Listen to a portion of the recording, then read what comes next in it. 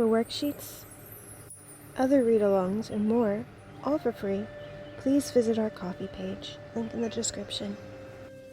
A River's Gifts, the Mighty Elwha River Reborn. Patricia Newman. Illustrations by Natasha Donovan.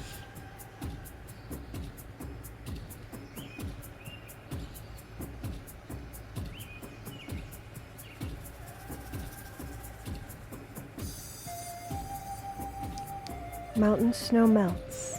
Plip, plop, plip. The drops flow together as trickling streams and then unite as one river. For thousands of years, the roar and thunder of this river tumbled through steep canyons, carrying rocks, branches, gravel, and winding a twisting path through the forest. Always it flowed north to the sea, sharing its gifts with animals, plants, and people who cared for it in return.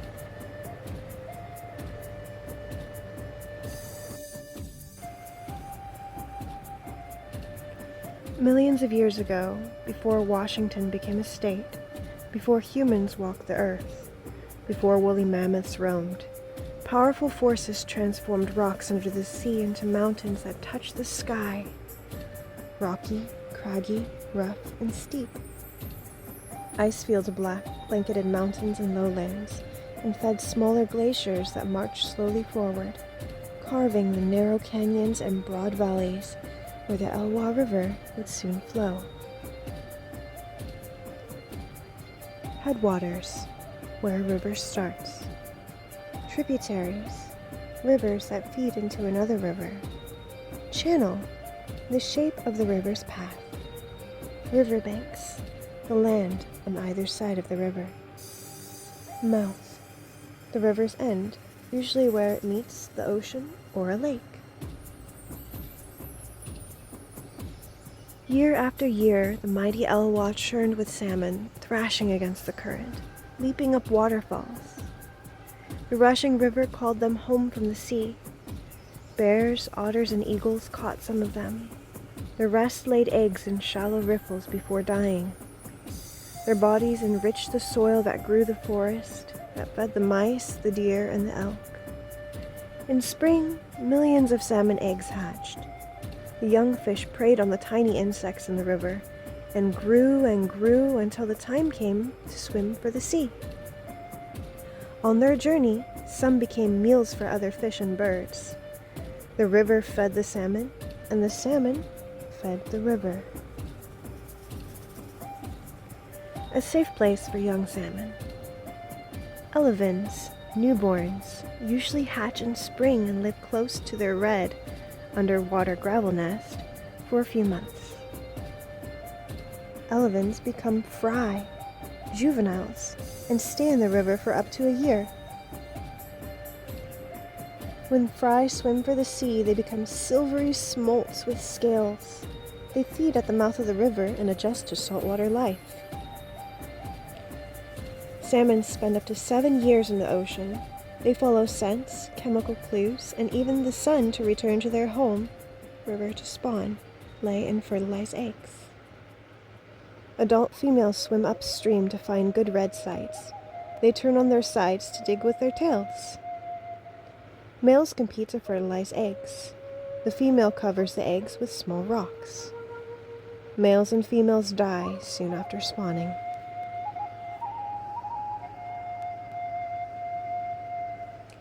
When the lower Elwha Kalam tribe arrived, the salmon fed them too. They called themselves the Strong People, and the river flows in their blood. The Strong People caught salmon in traps along the river, grateful for the abundance, taking only what they needed and allowing others to escape upstream to spawn. The river also nurtured life on its banks. Plants for the Strong People's medicines, deer and elk for their meat, clothing and tools, spicy-smelling cedars for woven baskets and sturdy canoes, and sweet berries to savor. For thousands of years, river, forest, salmon, and Strong People nourished one another. Until 1790, when the current changed. The contest. One day, many tribes held a contest to see who could lift a big log to the top of an unfinished longhouse. Each tribe chose their strongest men, but none could lift the log. The mighty Klalams remembered that logs float in water. They rolled the big log into the river, and the strongest men waded in after it. They floated the log onto their shoulders and walked out of the river. The other tribes praised the mighty Klalams' strength and wisdom. They all shouted, "Strong people! Strong people!" Strangers arrived on horseback. More arrived by wagon. These were not strong people.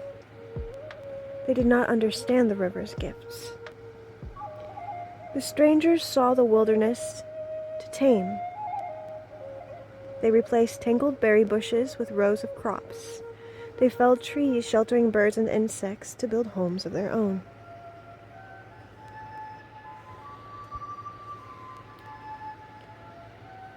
Their axes carved out a ragged frontier of muddy streets dotted with tree stumps and lowing cattle.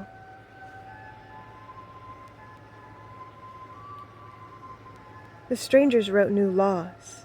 Strong people cannot own land. Strong people cannot fish. Laws that separated the strong people from their food, their homes, their culture. Laws that made them outsiders in their own land. And then in 1890, Thomas Elwha came to town with big plans for the river's natural abundance and inexhaustible energy. He built a dam on the Elwha River, a marvel of engineering to harness the thundering water and make something new called electricity.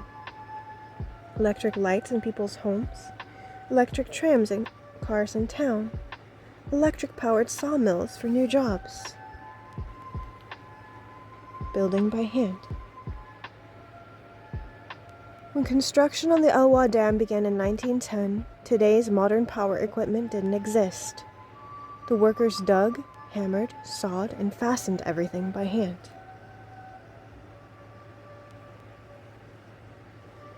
"The Elwha is now under control," trumpeted the newspaper.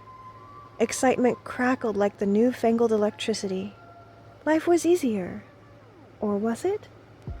Above the dam, the river pooled into a lake that overflowed the river's banks, flooding the strong people's sacred creation site, flooding their hunting, fishing, and berry-picking grounds. And still they had no electricity. Inside a dam. A dam is built between two canyon walls on a river with a steep drop. The dam forces water to collect on the upper river side and creates a lake. When sluice gates in the dam wall open, gravity forces the lake water to rush downhill through the penstock. The water spins the fan-like turbine before rejoining the river. A metal shaft connects the turbine to the generator, which makes electricity. Electricity travels from the generator through the power lines to homes and businesses. Spillway gates to the side of the dam help control flooding.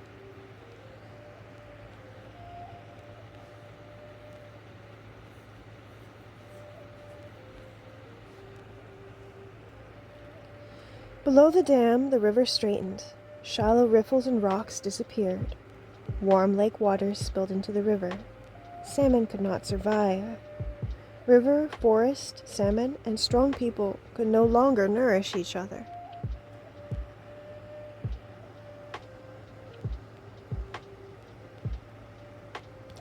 Wild salmon that had traveled to the sea before the dam was built returned to spawn. Fish must be allowed to pass, state law said. Salmon jumped at the base of the immovable dam to reach their spawning sites day after day until they finally died. State workers who were supposed to protect the fish did not protest. Instead, they asked Thomas Elwha to build a hatchery to farm the salmon caught at the base of the dam. Fish eggs were gathered and fertilized for a few years, but the hatchery soon failed because not enough salmon returned from the sea. Only the strong people and a handful of townspeople objected. How salmon feed the river. Step 1. When adult salmon swim from the ocean to their river to spawn, they bring nutrients from the sea. Step 2. Birds and predators, humans, bears, cougars, seals, follow to feed on the salmon. Step 3. After adult salmon spawn and die, their carcasses fertilize the soil to feed plants, trees, and algae. Plants feed grazers, like elk and deer, and insects, stoneflies and caddisflies. Step 4. Newly hatched salmon feed on healthy supplies of insects. Step 5. When young salmon are old enough, they journey to the sea to gather nutrients, and the cycle begins again.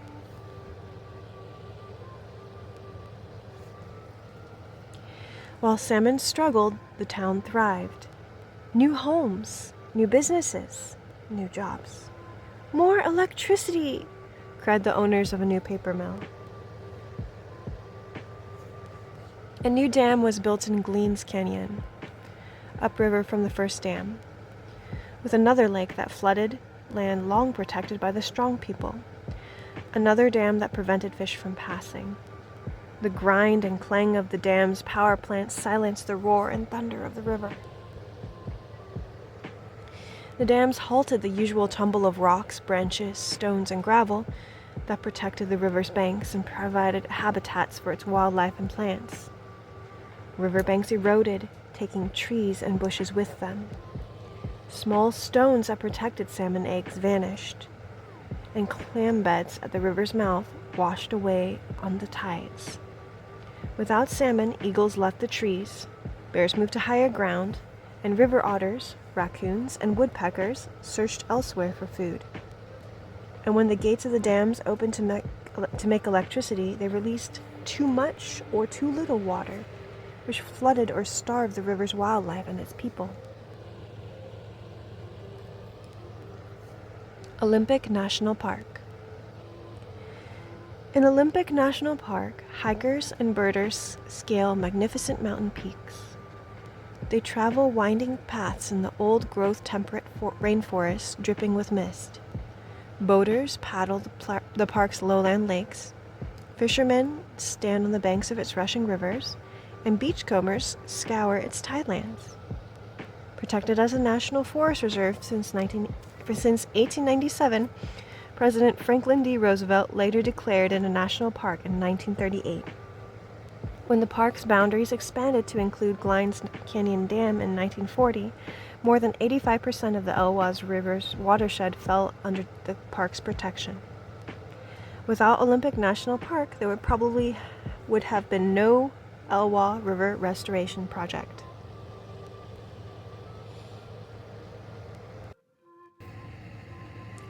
As the town grew, larger and more modern dams on other rivers sent electricity to its people and businesses. By the 1940s, the Elwha's dams were old-fashioned, outdated, unimportant. Still, they blocked the river. Meanwhile, the strong people continued to fight for the right to fish for their culture, their way of life. In 1974, they won, but few salmon returned from the sea. The strong people opened their own hatchery, hoping the fish could thrive between the Elwha Dam and the mouth of the river. And then the unexpected happened. The license for Glines Canyon Dam needed renewing like an overdue library book. But Olympic National Park had grown, and the dam now stood within its borders. Renewing the license might not be possible. The strong people saw their chance to save their river. Environmental groups and other townspeople joined them. For 16 years, they educated U.S. Congress about the Elwha River, how its salmon suffered, how the habitat suffered, how both peoples suffered without a free-flowing river. Both dams must go, they said. In 1992, Congress agreed. Victory. The Elwha River would once again flow free, from headwaters to mouth. Other dams removed. More than 1,797 dams have been removed in the U.S.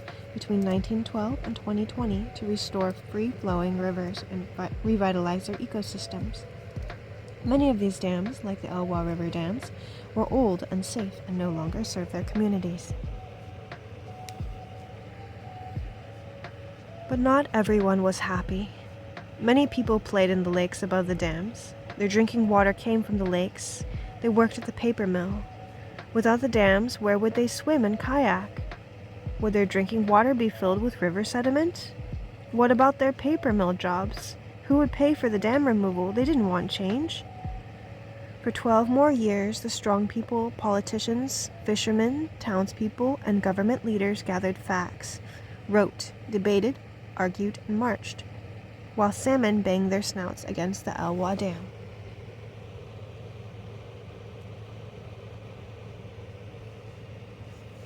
Finally, the two sides agreed. Build a factory to clean drinking water, save the jobs, remove both dams. And the National Park Service agreed to pay for it all. Elwha be free.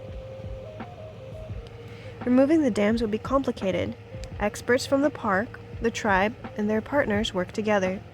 They wanted to compare the river with dams to the river without dams. Water scientists inserted microchips in rocks to track the river's speed. They figured out how to release a thundering cascade of water and sediment that had been blocked by the dams for the last 100 years. Fish scientists snorkeled in shallow water to count salmon and followed fish with tracking devices. They measured the water's temperature, the depths of spawning pools, and the amount of shade and sunlight on the water. Wildlife scientists clipped birds' claws to test for ocean-based nutrients, and tracked bears and river otters to find out how animals use the river habitat. Dam removal day dawned cool and cloudy. For generations, the strong people had prayed for the return of the river. Now their children would see the Elwha River the way their great-great-grandparents saw it. In June 2011, the grind and the clang of the two dams was forever silenced. Engineers began to drain the lakes above the dams, and the water level slowly dropped. 100-year-old stumps emerged from trees cut down to build the dams. Their sap still smelled sharp and sweet.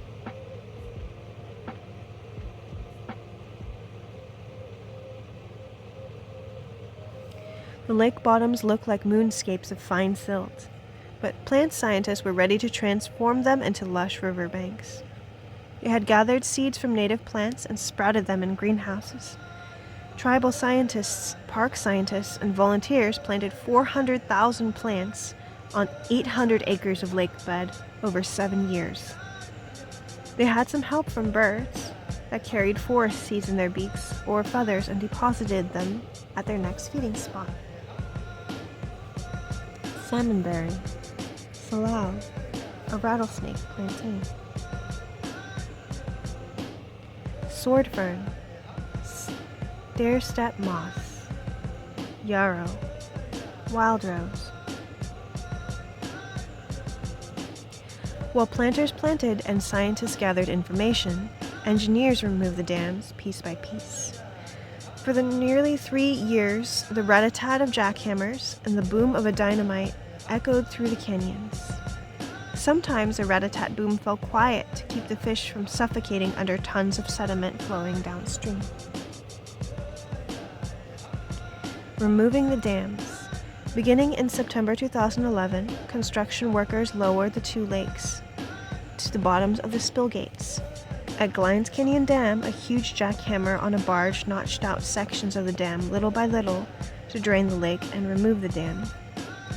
At the Elwha Dam, workers demolished each side of the dam separately.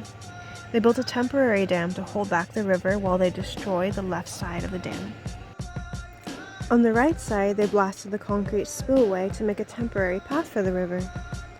Finally, they reshaped the channel to restore the river's natural path. Until finally, the Elwha River once again flowed, wild, free, and almost completely projected within the Olympic National Park. The roar and thunder returned, ready to share its gifts. Logs, branches, rocks, and sparkling bits of glacial sediment created channels and pools perfect for spawning salmon. For the first time in 100 years, fish could travel from the mouth to the headwaters. But would they return from the sea to spawn in the Reborn Elwha River? Everyone waited. Shrews, American black bears, river otters.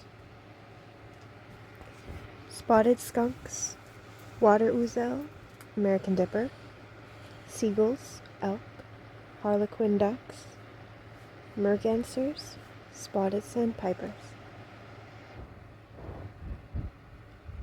3 days later, one lone Chinook salmon cruised past the old dam sites. No one knew if more would follow. Strong people stood on the banks of the Elwha and performed their salmon ceremony to pray for a river churning with fish. While they waited, they rediscovered their sacred creation site, proud of the role they played in its return. The creation site. The strong people believed life for their people began at a sacred rock on the banks of the Elwha River. Their creator scooped them out of 2 holes in the rock, shaped like coiled baskets. On this rock, the creator bathed and blessed the people. In 2012, with the Elwha Dam only a memory, strong people gathered at the sacred rock for the first time in a century.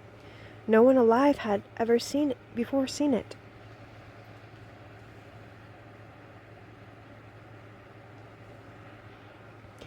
More salmon returned than scientists expected, thrashing against the current, leaping up the waterfalls. The rushing river calls them home to spawn. When the eggs hatch, the young salmon prey on tiny insects and grow until the time comes to swim for the sea. The old lake beds, now covered with shrubs and young trees, are alive with mice, beavers, elk, and raccoons. Birds sing from the trees. River otters pad along with the muddy river banks. Soon, bears will once again find fish for salmon on the river's edge. Pacific salmon, pink, sockeye, chinook, coho, chum. American black bear, kingfisher, mouse. Hemlock, Douglas fir, big leaf maple, river otter, beavers, water ouzel. Sculpin, Pacific lamprey, steelhead trout, surf smelt, Euchelon, cottonwood tree. Mountain snow melts. Plip, plop, plip. The drops flow together as trickling streams and then unite as one river. Once more, the roar and thunder of the river tumbles through steep canyons, carrying rocks, branches, gravel, and winding a twisting path through the forest.